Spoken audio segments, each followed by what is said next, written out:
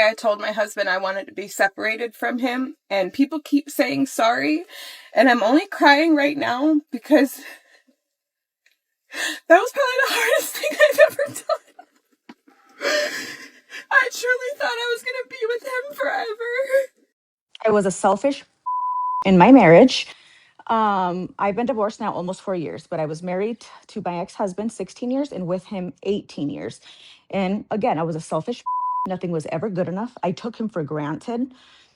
He seriously rolled out the red carpet for me. He was sweet, kind, generous. He told me how much he loved me 5 times a day. He told me how beautiful I was every day.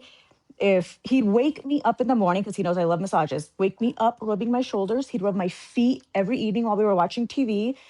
He rubbed her feet every night, told her she was beautiful every morning, ran to the corner store at midnight because she mentioned she wanted a Dr. Pepper. And she left him. Not because he even cheated, not because he was cruel, but somehow all of that, it wasn't enough. But the regret didn't take years. It didn't even take months. It hit the moment she realized that he wasn't coming back. The moment she saw him smiling with someone new. The moment the first bill showed up and his name wasn't even on it anymore.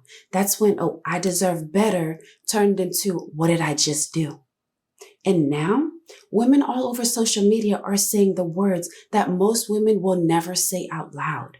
That right there, that's the rarest thing on the internet. A woman looking into a camera and saying, I caused it. No blame, no rewriting, no he changed or we grew apart. Just the raw, unfiltered admission that she had something real and she's the reason why it's gone. If I said, for example, oh, I'm craving a Dr. Pepper, he'd be like, okay, let me go to the corner store and get it. He adored me. He was amazing. Like on paper, it's what every girl wants, seriously. And yeah, I took it for granted. And now I lost that, right? And I carried a lot of guilt because I caused it. That's my biggest regret in life, is not saving, the whole family aspect. The grass is not always greener on the other side, ladies. It's not. I'm good now. I feel great. And he's super happy with his girlfriend. And honestly, I could not be happier for him because he deserved to be loved and cared about and respected as he should have always been. So I'm so happy that he's happy. Anyways, what I'm saying, ladies, the grass is not greener on the other side. If you have a good guy, take care of him. Take care of him. Trust me, there's nothing good out in these streets. And the part that tells me she actually gets it, she's not trying to get him back because he's already moved on. He's happy with someone new and she knows that door is closed forever. You don't always get a second chance with a good man. Sometimes you get one shot to recognize what's in front of you. And if you miss it, he's gone. Because he started loving his peace more, and she's not the only one. This is a pattern now. Women are filing for divorce expecting an upgrade and finding regret instead. And by the time that regret sits in, he's already moved forward, built something new, and became the man she always wanted for someone else. So what's driving this cycle? Because here's a contradiction no one wants to say. She doesn't leave the men that mistreat her right away. Ironically, she often stays in that situation longer than she should. But the man who shows up consistently, who loves her quietly and reliably, who makes the relationship feel stable and safe, he's the one she walks away from. When you first move into a new house, you notice everything. The way the light hits the kitchen in the morning, the feeling of a warm shower with actual water pressure, the fact that you feel safe locking the door at night. But after a year, you stop noticing the light. The shower is just a shower. The safety, it becomes invisible. You start fixating on the one closet that's too small or the neighbor who's too loud. And suddenly, the house that gave you everything feels like it's not enough. That's what happens in these relationships. His love becomes the baseline. It's no longer a gift. It's an expectation. An expectation doesn't get thanked. They get raised. So the man gave her the morning massages is now being told his technique isn't good enough. The man who said I love you 5 times a day is being told he's not emotionally deep enough. The man who ran to the store is being told he should have known what she wanted before she asked. If you marry and you're a woman and you say your husband does everything, he's a great guy, and you just don't want to be with him, I feel like you're too freaked out. That's what I feel like. I feel like you want something else because you didn't say that. You didn't say anything of the sorts on the internet that he's pleasing you in that way. You didn't say that. I feel like you got eyes somewhere else and you have needs that cannot be met with a regular person. Because there's no way, like you're telling me your husband is a perfect guy, you have a perfect family, everything's perfect, and you want to leave him? It's giving you're cheating. It's giving you're cheating on him. It's giving you want to cheat on him. And every time his effort get met with criticism instead of appreciation, a piece of him goes quiet. Men don't leave with announcement. They leave in silence. They stop initiating. They stop reaching. And by the time she notices something is off, she blames him for pulling away. She doesn't realize she's the one that pushed. And she won't realize it until he's already walking out the door with his dignity intact and the lease on a new apartment. That's when the regret floods in. But by then, he's already breathing easier. So the real question is, who convinced her that pushing was the right move? But she didn't wake up one morning and decide that he wasn't enough. That thought got planted. It got watered every single day by the people around her. Her divorced co-worker leans over at lunch and says, "Girl, I've never felt more free. You should see my life now." Her single best friend sends her reels of women on solo trips with captions about choosing themselves. She scrolls past the podcast clip where a woman says, "If he's not meeting every need, he's not your person."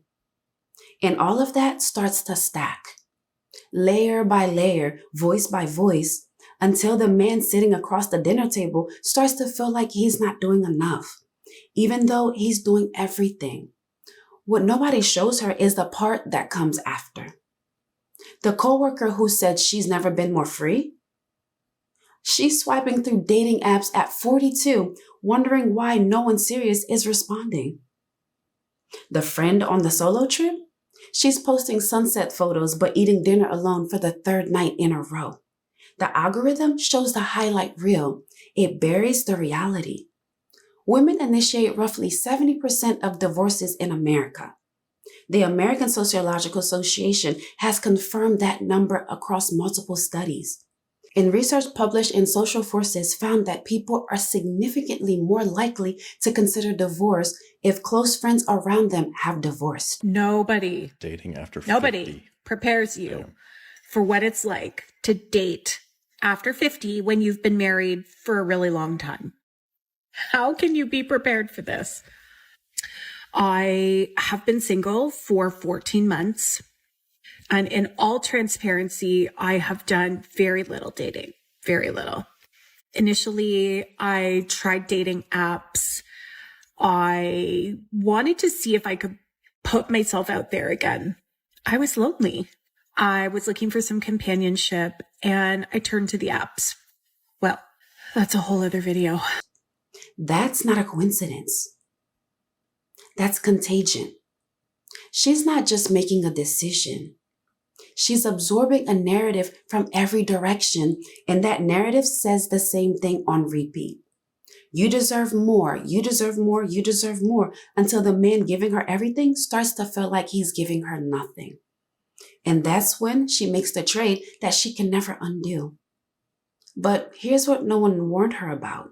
The moment she signs those papers, every voice that told her to leave goes silent. The friend who said, "Oh, you deserve better," she's not there at 2 a.m. when the house is empty. The coworker who said, "Oh, I've never been more free," she's not answering the phone when the loneliness hits. The cheerleaders, they disappear. And she's left standing in a wreckage with no one but her own reflection. And this is where it all falls apart, because she leaves with a fantasy and she lands in arithmetic. She had a man who covered 90% of what a relationship needs: love, loyalty, stability, effort, presence. But there was a 10% gap. Maybe it was excitement. Maybe it was the spark that she remembered from dating in her 20s. Maybe it was just a feeling of being wanted by someone new. Whatever it was, that 10% started to feel like the whole picture. So she trades the 90 for a shot at the 10. And for a little while, it worked. New attention, new energy, that rush of being chosen again. But slowly, that 90% starts showing up as absence. No one is splitting the mortgage anymore. Nobody is handling bedtime while she takes a breath. Nobody knows that she needs 5 minutes of silence before she can talk in the morning. That 90% was never just love. It was infrastructure. And she demolished it chasing a feeling. Here's a stat that should keep anyone up at night. A study published in the Journal of Marriage and Family found that 27% of women who divorced after age 50 and didn't remarry fell into poverty. Not financial difficulties, poverty. And across all age groups, women experience a 45% drop in their standard of living after divorce. Men experience 21%. That's the math no one runs before signing the papers. Nobody sits her down and says, let's look at what this actually costs. They just say, you'll figure it out. But the financial hit, as brutal as it is, isn't even the part that hurts the most. The part that hurts the most is watching him become the man she always wanted for someone else. You know what really sucks is finding out that your husband, who you not even filed for divorce from yet, it's been a month since he left your house, and you find out that he's actually going out on a date tonight. Somebody answer me, men, women, I don't care who it is. Somebody just answer the question, is that normal for people to do? Because I downloaded the Stir app, which is for like single parents, and I almost vomited, and I deleted it because like I was nauseous just looking at it. And he's going out on a date tonight. So I just want to encourage anybody, bro, that's going through separation, going through divorce. Take your time and pace yourself, bro. Because I promise you, I thought year one, I was going to be bouncing back. I ain't know, you know what I'm saying? It's just now taking me in my third year, bro. In my third year of divorce or whatever, bro. I'm just getting back to where, you know, I'm actually doing better than what I was. You know what I'm saying? But I had to go through this process of like literally changing my whole mindset, changing my life, changing the way I perceive situations. So allow yourself to have grace, bro. And don't never let nobody tell you that you're not healing quick enough, bro. Because when you decide to get married, that's a forever thing. You never expect that you're going to break up with this person or have to have beef or go be at odds. Give yourself time and grace, bro.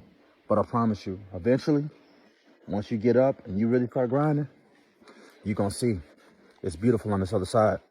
I ain't talking, I'm living it. That's it. That's the post. Because men don't fall apart after divorce. Not the good ones. They recalibrate. He hits the gym. He focuses on work.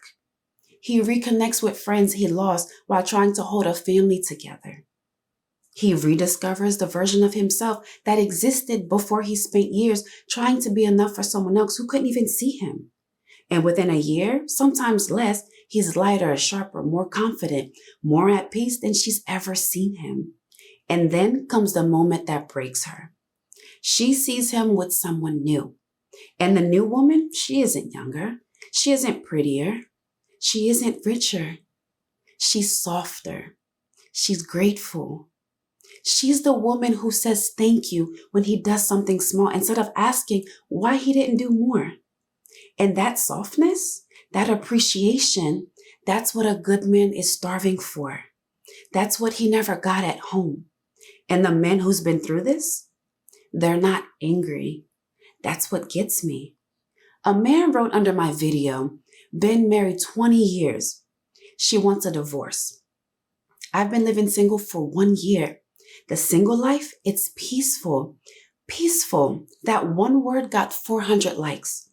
Another man wrote, My ex left me after 14 years. I healed, met an angel, and all of a sudden, it made sense why I didn't work out with her. 600 likes. These men aren't out here raging. They're breathing for the first time in years, and that should tell you something about what they were carrying inside that marriage. And that's the twist she never expected. She thought leaving him would break him. She thought he'd beg. She thought the threat of losing her would finally make him fight the way she wanted. But the modern man doesn't audition for the same role twice. Once she handed him back the love and told him that it wasn't enough, he didn't argue. He agreed. And he walked forward without looking back. So why doesn't he come back? Because she's misunderstood something fundamental about how men process betrayal. When a woman ends a marriage, she often experiences the grief afterwards. The first quiet night, the first holiday alone, the first time she has to fix something in the house and there's no one to call. Her grief is delayed because her decision was driven by emotion and momentum, and the voices around her telling her that she was doing the right thing. But men grieve during the marriage. Every criticism, every rolled eye, every, oh, you're not doing enough. He absorbed all of it in real time. He didn't argue. He didn't post about it. He sat with it. And by the time she says, I want a divorce, he's already been through the worst of his pain. He's not cold when he says, fine, he's finished. He processed his grief while she was still deciding if she wanted to stay or not. That's why he moves on faster. Because he cared so much that the loss nearly destroyed him while they were still married. The divorce was just the paperwork catching up to reality.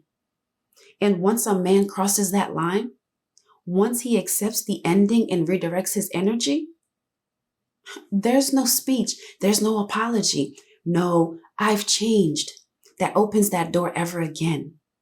Because he can't afford to go back to a place where his love wasn't enough.